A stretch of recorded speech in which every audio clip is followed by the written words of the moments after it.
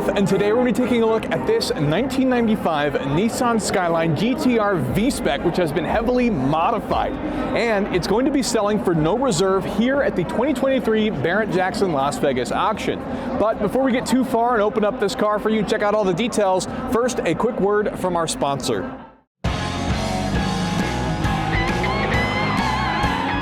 Life is too short to drive boring cars.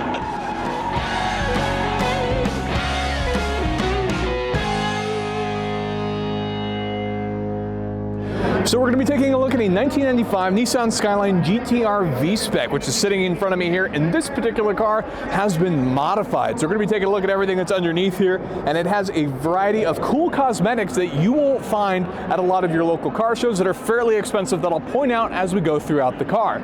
So starting with the R33 as a whole, this is the fourth generation of the Skyline GT-R, and the R33 is fairly famous because it is the first GT-R to break, well, first car as a whole, to break the 8-minute mark on the Nürburgring time. So let's take a look at what's been done to this car in particular. So if we go ahead and pop the hood, so this car does have an RB26 under the hood still, but it's been modified a little bit by the company OS Giken. And so what they've done is they've upgraded the engine, and it was dynoed. You can now see it's got a single turbo setup. This car would have come with a twin turbo setup from the factory, and it's now running a single turbo and was dynoed at 619 horsepower. And obviously these cars are also all-wheel drive as well. So pretty fast car. These already had a stock 0 to 60 time around 3.8 seconds. So assuming you get traction now with 619 horsepower, this thing is really going to move. Along with that, this car has also been upgraded with an OS Giken 5-speed manual transmission that sits on the inside as well. So fairly cool car, absolutely massive turbo. My fist for scale, you can see that this thing's about the size of my head that's been added to this car as well. And of course, the RB26 is an absolutely legendary engine. The displacement of 2.6 liters actually comes from what Nissan believed would be the optimal scale, the optimum size for competing in the Japanese Touring Car Championship.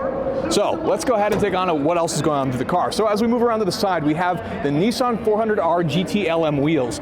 These cars will regularly trade hands for around $7,000 to $10,000 a set. These are insanely expensive wheels on their own right and have since been added to this car. The 400R GT LM was an R33 generation car, which was very limited, basically the race car production, and it was an extreme lightweight version intended for track use only, but they're sitting on our car here, which is pretty neat. And of course, we've got some Brembo disc brakes with some slotted rotors behind that as well. Let's see what's going on in the interior. Unfortunately, we never got these cars in the States, so when you take a look at the interior, you'll notice that this car is actually right-hand drive, and you can see our manual transmission in there, along with a fairly stock-looking interior, obviously some wheel changes, some Recaro bucket seats in there, a really nice interior, and you'd be surprised how easily you get used to driving a right-hand drive car if you're only familiar with driving it on the left side.